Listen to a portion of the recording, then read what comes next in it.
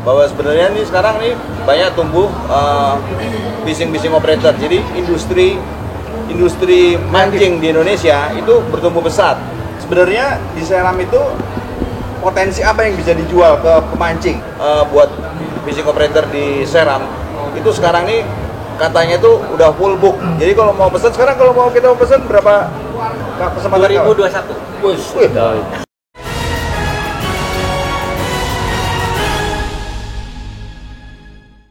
Halo Sobat Angler, jumpa lagi dengan saya Dudi Doro. Kali ini nih saya kumpul sama teman-teman. Ini semuanya pemancing dan kita mau tahu sebenarnya ini ada apa nih? Ini rekan saya sebenarnya ini Joe Michael. Selamat malam teman angler. Tapi yang dikasih tanggung jawab panitianya ini nih, coba. Tim pelaksana. Hah? Tim pelaksana. Tim pelaksana. Coba tim pelaksana ngomong dulu. Coba gimana nih, apa sebenarnya nih? Jadi gini, Bang Jo ini kita lagi ada kongko-kongko, terus kangen sama teman-teman mancing Indonesia. Udah lama. Ya udah, kita sama Kus bikin ide. Jadi kita kumpul dulu di Monster Seafood karena memang tempatnya ini. Terus Bang Jo kangen sama sunset. Oh, sunset. Iya. Emang kelihatan di sini. Tadi sedikit. Iya. Soalnya sama ya. Oh iya. Soalnya Bang Jo udah jarang ke laut. Jadi gua kangen sama sunset. Terus di mana? Oh, di Ancol Bang, saya bilang. Jadilah akhirnya di sini tempatnya gitu. Jadi sebenarnya ini nggak ada acara apa-apa, ini cuma temu kangen aja. Ini ada banyak nih teman-teman, sudah ada pemancing itu, udah pemancing anu lah, dia melanglang buana ke seluruh Indonesia lah. Tapi sekarang saya sendiri pengen tahu sebenarnya. Sekarang ini spot yang bagus di mana? Ini ada beberapa, ini ada orang biasa manggilnya Pak Di Joko. Nah, ini Pak Di Joko. Sore. Si Pak Di Joko ini, dianya nih sekarang dia buat fishing operator di Nabire. Ya. Katanya potensinya bagus. Nanti kita tanya. Nah, sekarang ini ada Gus. Ini juga anak muda tapi juga, wih, gila dia nih. Dia nih gila nih. Nah, ini ada Albert. Herbert ini dia bukannya ini fishing operator, tapi dia suka ngajakin temen-temennya ke sana. Cuman ya itu mesti kuat-kuat karena ya Mama biak. Tukang ngunyah.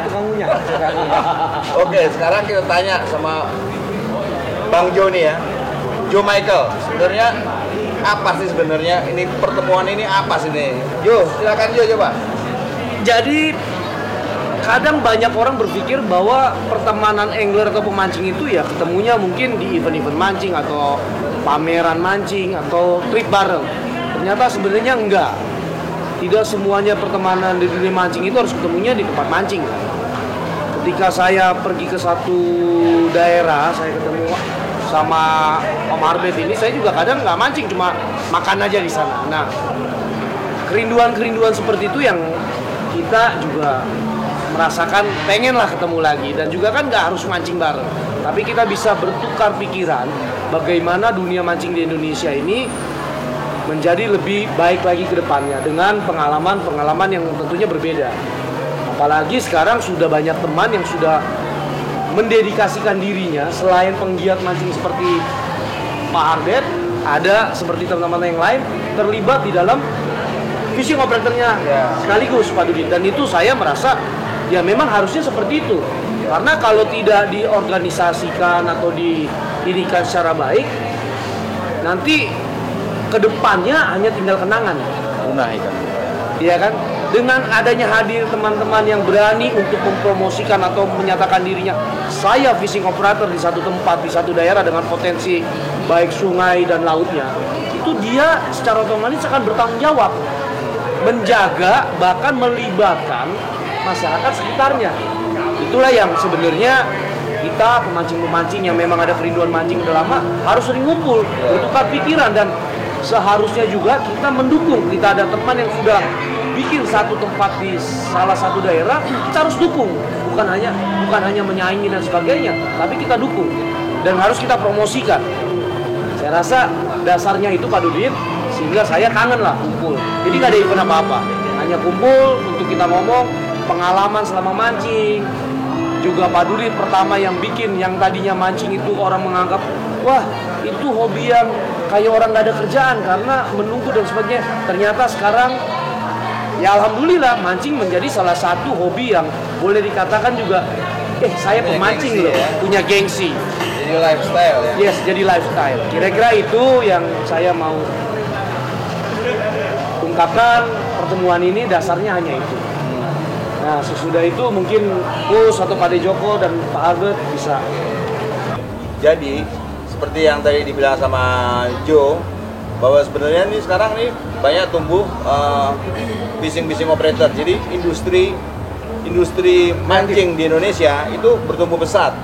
Dan sekarang tuh kita mau ke seluruh kota di Indonesia, mau ke Palembang, mau ke Pontianak, itu banyak produk-produk lokal. Mau dia mau buat popper, mau buat lure, mau buat macam-macam minnow, itu mereka udah bikin seluruh Indonesia, dia tahu. Dan jadi termasuk juga berkembang pesatnya fishing operator. Nah ini sekarang nih ada beberapa teman kita nih yang dia mengambil kesempatan itu untuk mengakomodasi teman-teman untuk bisa mancing. Nah sekarang kita mau tanya, ini nih ada Kus, anak muda yang dia udah sukses di Seram. Kus, gue mau tanya Kus, Ya. sebenarnya di Seram itu potensi apa yang bisa dijual ke pemancing? Jadi kalau sekarang udah bilang, gue mau ke Seram, hubung wisata ya. Di sana tuh sebenarnya gue mancing apa? Gue mancing betok atau mancing bentar, gue nggak tahu. Makanya coba Kus jelasin dari A sampai Z. Ya kebetulan tempat saya itu dua-duanya bisa dapat. Bisa dari sungainya dapat, dari laut juga dapat.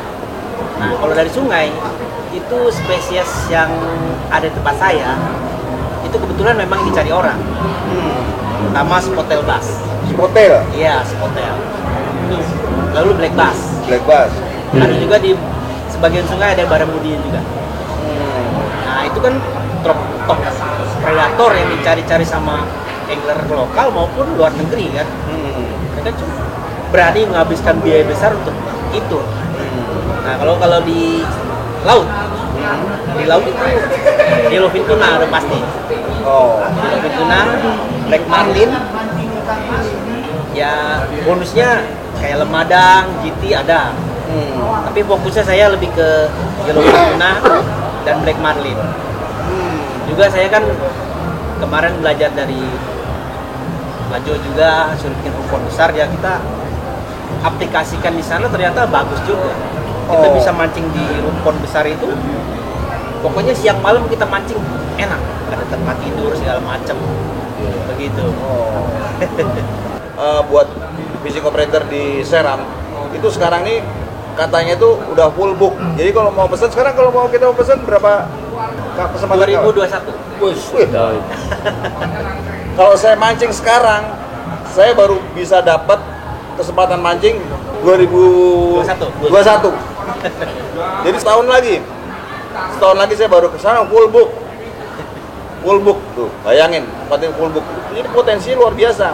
Dan di Seram itu ada dua, jadi freshwater, saltwater, dua-duanya bisa dapat.